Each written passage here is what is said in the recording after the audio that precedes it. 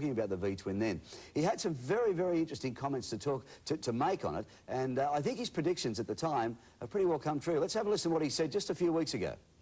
There's been a lot of talk about the V Twin, a lot of publicity.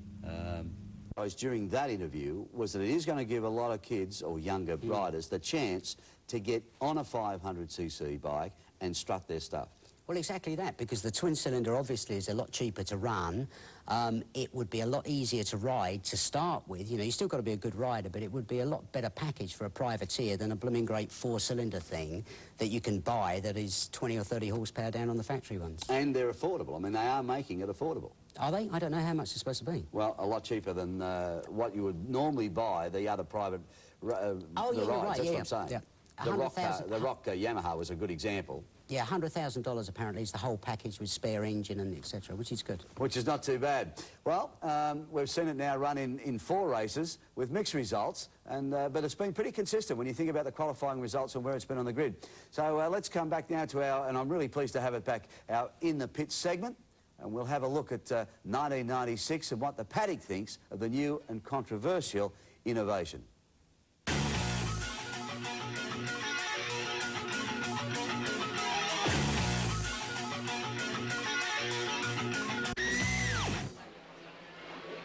Against the odds, a new motorcycle and one of motorcycling's most popular competitors have brought a breath of fresh air to the 500 World Championship. The Honda 500 twin-cylinder and Tadayuki Okada are centre stage with a technical concept that threatens to upset the established order.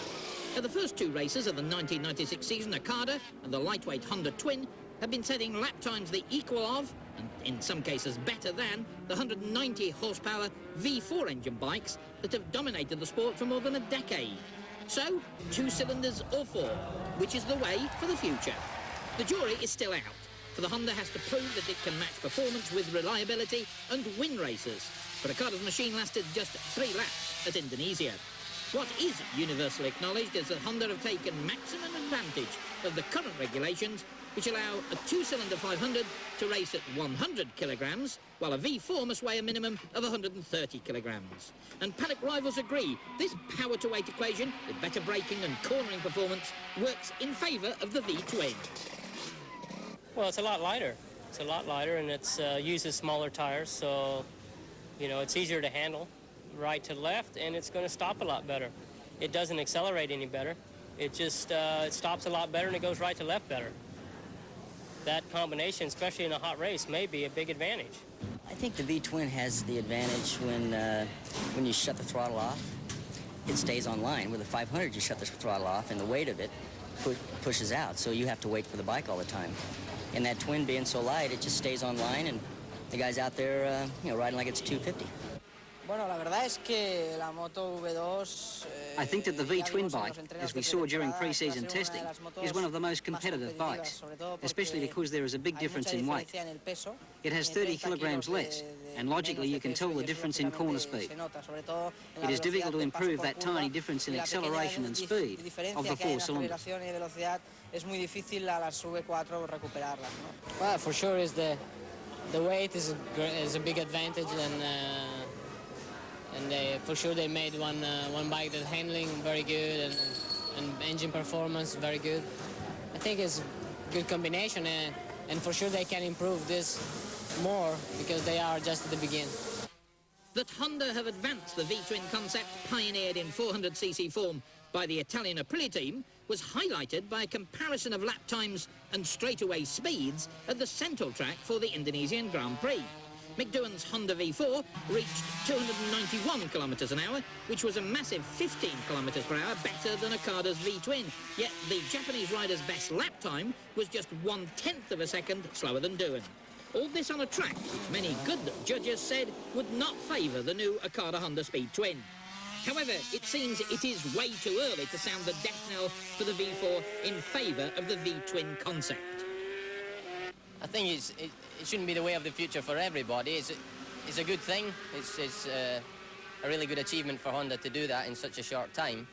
But I still think as long as the 4 is the quicker bike out-and-out speed, it will still be the bike that wins the championship. I don't know.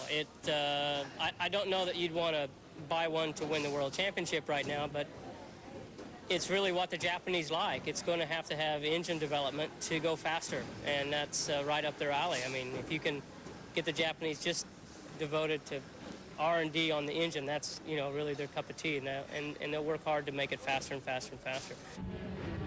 While it would seem the V-Twin may be the coming force, there is sentimental support for the awesome power-sliding V4s that have been mastered by only a select group of riders.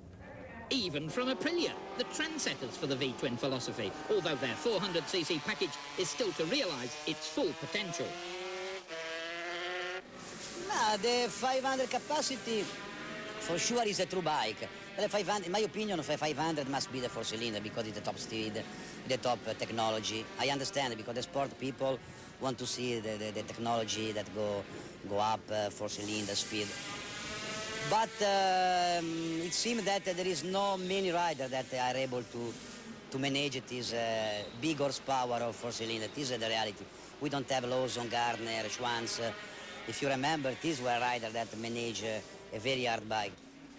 Double world champion Mick Doohan is another who's taken the art of V4 Grand Prix machine control to new heights. He's one of the few men who've tested the new V-Twin, and perhaps that's why he hasn't been surprised by Tadej Okada's performances, including the pole position of the opening round in Charles-Arm.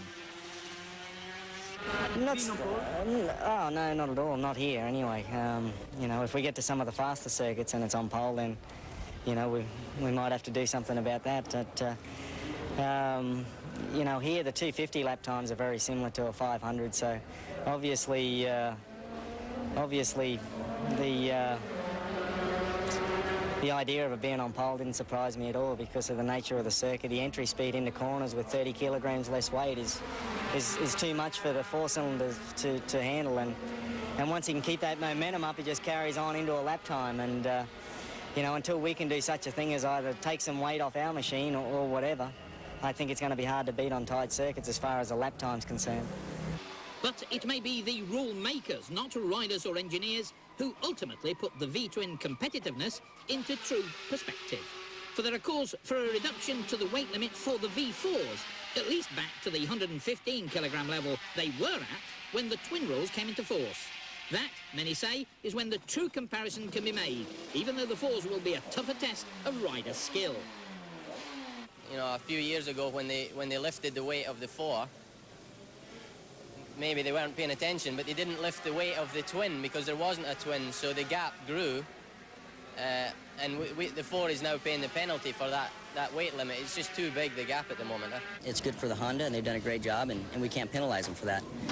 What I would like to do is see the 500s get more light and back to where they used to be, because you know, right now they're 15 kilos heavier than when the rule was. So I think if we can do that, that'll help a lot. I think it's interesting. I think it has a good weight advantage. I think the spectators, I think, will still prefer to see the powerful, more exciting 4-cylinders, but it is interesting, that's for sure.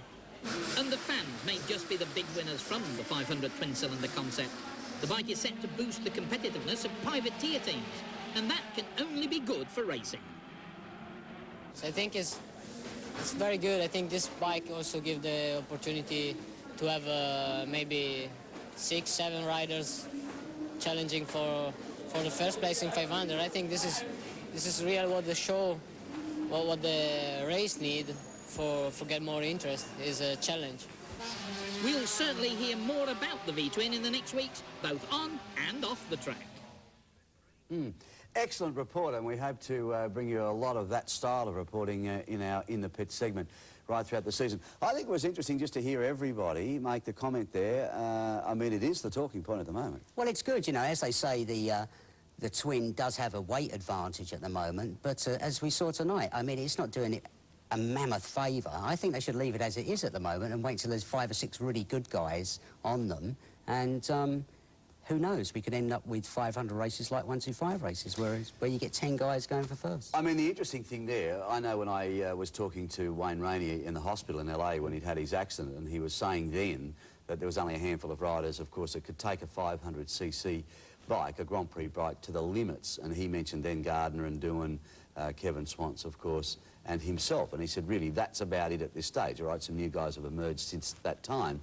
But the point is made that if it can make more riders competitive, I think Catalora put it across pretty well, then it's got to be good for racing. Well, it's got to be good for racing because a twin-cylinder 400cc or 500cc is a lot easier to ride. There is no doubt whatsoever about that. So therefore, for a young guy to move up into the 500 class, who's one of them said that, it's right. You know, it's a much easier stepping stone. Yeah. The final lap,